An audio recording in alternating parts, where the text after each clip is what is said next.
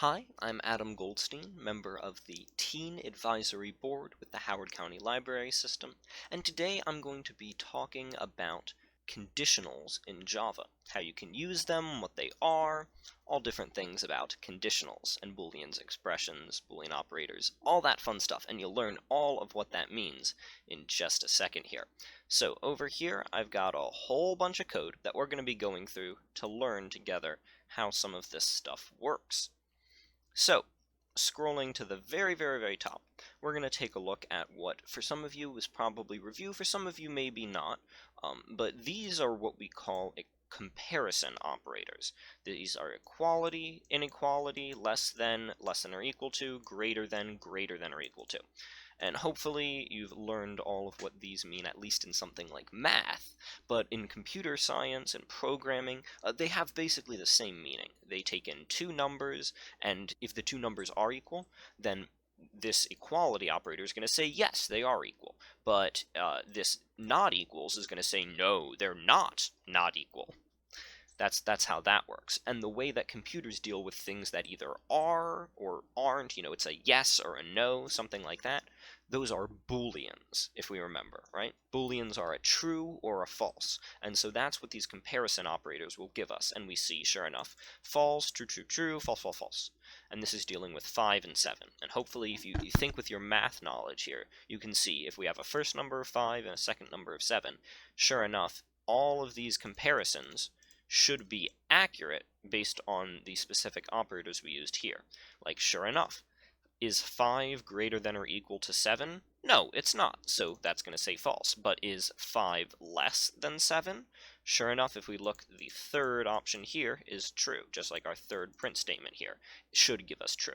So, that's how comparison operators work. Well, before we move on, I will say real quick, this last example here, right, we can store Booleans in variables, so we don't have to just print this immediately. In case you didn't remember from how variables worked, we can store any of these sorts of values in a variable and pass them into methods like println or anything like that. We can do that later just by storing them. Alright, so that's what this last line is doing here. The not operator is going to be the first Boolean operator that we look at. So it's going to take in, instead of taking in numbers and giving us a Boolean back, this is going to take in Booleans and give us another Boolean back. The not operator does exactly what it says on the tin. If you give it true, it gives you false. If you give it false, it gives you true. Should be pretty obvious how that works just from not, but there you go. It's not true, not false. Works exactly how you think it would. So, not true gives us false. Not false gives us true. And the way that we actually express the not operator in Java is with this exclamation point. So in case you weren't aware of how to type an exclamation point, right, that's shift and the 1 key on most keyboards. So for the and operator, that's going to be a little bit more complicated, because instead of being a unary operator, this is a binary operator. So instead of taking just one parameter, it actually takes 2. And what that's going to end up doing is, instead of just taking one input that comes after, it's actually going to take 2 input, one that comes before and one that comes after. So we put this and right in the middle, just like how the comparison operators work, right? So this is going to tell us what we can call it the truth table is. That's one way to talk about operators, is when you give it all the combinations of true and false that you can, what are the outputs that you get? And we can see that right here. True and true is true. True and false is false. False and true is false. False and false is false. So essentially, it's going to give us false unless both of the inputs are true, in which case it'll give us true. And makes sense. Now what about or? Well, for or, it's going to work basically the opposite way. So it's normally going to give us true, except when both of the inputs are false, then it's going to give us false. And you can think of that as an or. If either of them, like either or, either of the inputs are true, it's going to give us true. But if neither of them are, then it'll give us false. And the operators that we use are both double symbols here. So we have a double ampersand. You can type an ampersand using the 7 key, so it's shift plus 7 on most keyboards. And this is what we call usually the pipe key, straight I think I've heard it called a straight slash before, but it's usually called a pipe character. And that you can get if you see the key that is right between the backspace and the enter, in that little space there. It's got a slash in it, and it also has the this symbol right here. You type two of them, you get or. You type two of the ampersands, you get and. Now, this last one is called the Xor operator, but as you'll see in this section right here, you probably shouldn't be using it. So what the Xor operator does is it's just like the and and the or, in that it takes in two Booleans, and it has a symbol in the middle, combines those, gives us back another Boolean. Except the rule that it uses is different. It's close to the or operator, but not quite. So if you look at the truth table here, we'll see, just like or, these last three are the same. True XOR false is going to give us true. False XOR true is going to give us true. And false XOR false is going to give us false. The difference between XOR, which is this little caret symbol, and or, which are these two pipe characters, is that XOR is going to give us false when both of our inputs are true. So it's symmetric that way, if you want to think about it. You have a false on the top, a false on the bottom, two trues in the middle, at least in this representation. So that's one way you can sort of look at it. You can also just look at it directly through the truth table. Like, it's not technically a table in the way we have it arranged, but it's sort of a list. You can get an idea of what it's doing either way. So this is the XOR operator. It uses a caret, which is like the little thing that looks like that. I mean, you can see it on the screen. So if you type shift and 6, that's how you're going to get your caret up. And put that in the middle, and you get XOR. But this is the reason why you probably shouldn't use it, because it does the exact same thing, except less, than the not equals to operator. So if you remember not equals to from before, if you think about it, we'll think about this XOR operator. Okay, true not equals true. Well, that's false, because true equals true. So that's going to give us false. True not equals false, that's true. They're not equal. False not equal true, that's true. They're not equal, so we get trues. And false not equal false, well no, false is equal to false, so that should give us false, because false is not equal to false. And sure enough, we get a false. So you can actually see if I substitute out the XOR for not equal to, it's going to give us the exact same values. Except you can use this with any sort of value you want. It just compares equality, right? These you can only use, the XOR operator, you can only use with Booleans, and it's a little bit less clear what you're doing. If you show someone code with a not equals, they're going to immediately get what you're talking about. With an XOR, it might take them a second more to figure it out. So it's generally, you're going to want to just go with this. All right.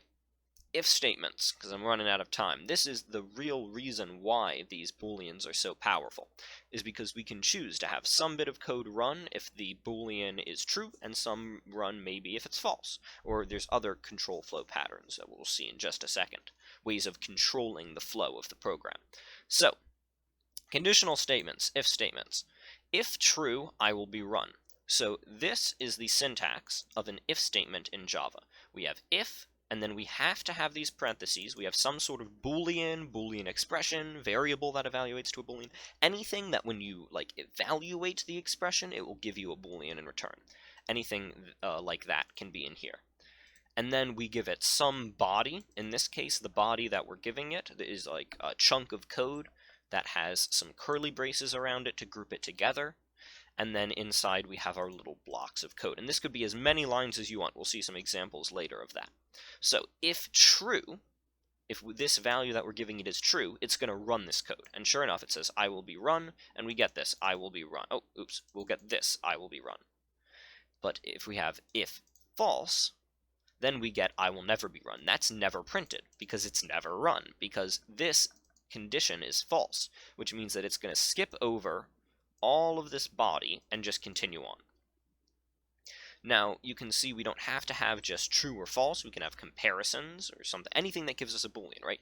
3 is greater than 5? Well, no, 3 is not greater than 5. So that's going to give us false. So this will never be run either, because this is false. And if we look at that, this is 3 less than 5? Yes, it is. So this is true, which means that this code is going to get run here. And sure enough, but I will is here.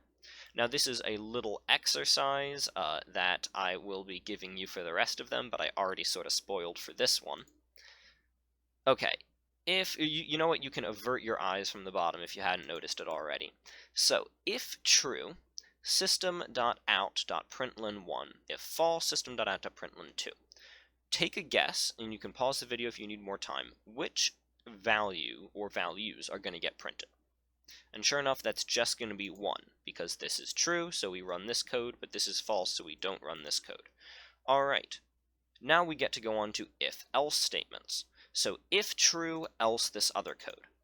And sure enough, this I will be run gets run, and this else clause gets skipped. And all that is we have an if statement, the word else, and then another chunk of code. In this case, it's a bracketed chunk here. But if we have if false, well, this code isn't going to get run. But instead, that's what that else means, right? If this else, otherwise, we're going to run this code. I will be run instead. So it runs this instead. Down here, we can see a little example here. 3, 4, 5, 6. If true, 3, else 4. If false, 5, else 6. So what do you think is going to get printed here? You can pause if you need more time.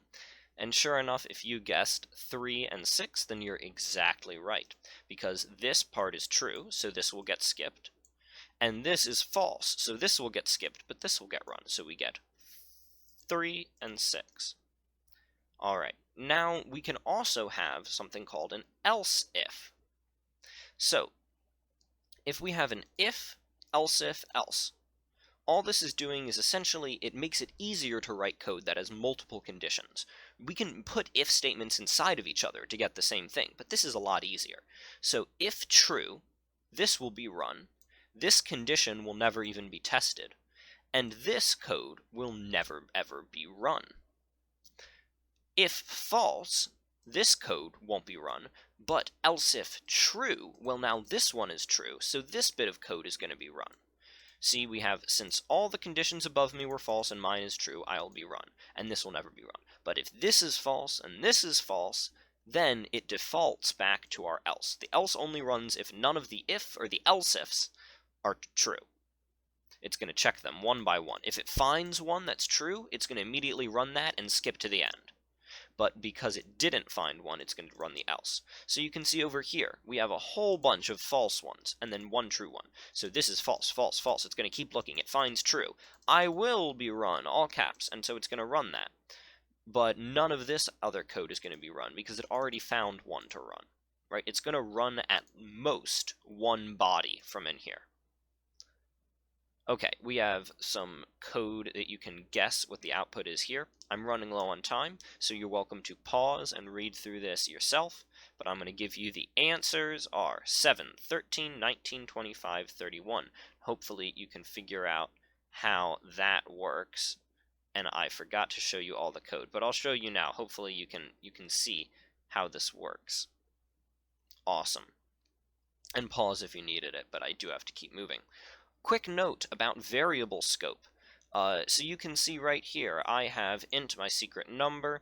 If I want to deal with something declared outside of one of these brackets, I can do that just fine. But if I declare something inside of these brackets, and then I try to access it like this, my other secret number, it's going to get really confused. It's going to tell me that cannot be resolved to a variable. It can't find that. Why? Because this was declared inside of these brackets. It needs to be on a same or a higher level declared. So what we can actually do is we can separate out the declaration from the instantiation, or the assigning it a value, right? And then we can assign it a value inside of our loop, or inside of our block here, and we can reference it outside.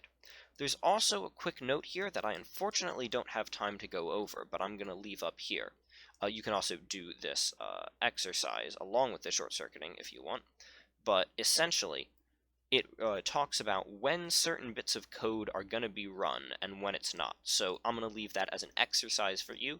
You can pause if you need, look at the code that's being run right here. You can pause here, and I'm going to scroll down, and you can pause here. And this is the code that gets run when I do a thing and return true. And you can try to figure out, why is it giving some of those values? Why is it not printing, yay, I was run sometimes? Why is it printing them sometimes? And that has to do with when certain code is evaluated. So you can look up short circuiting, you can watch that, but I'm out of time. Thank you very much, and take care.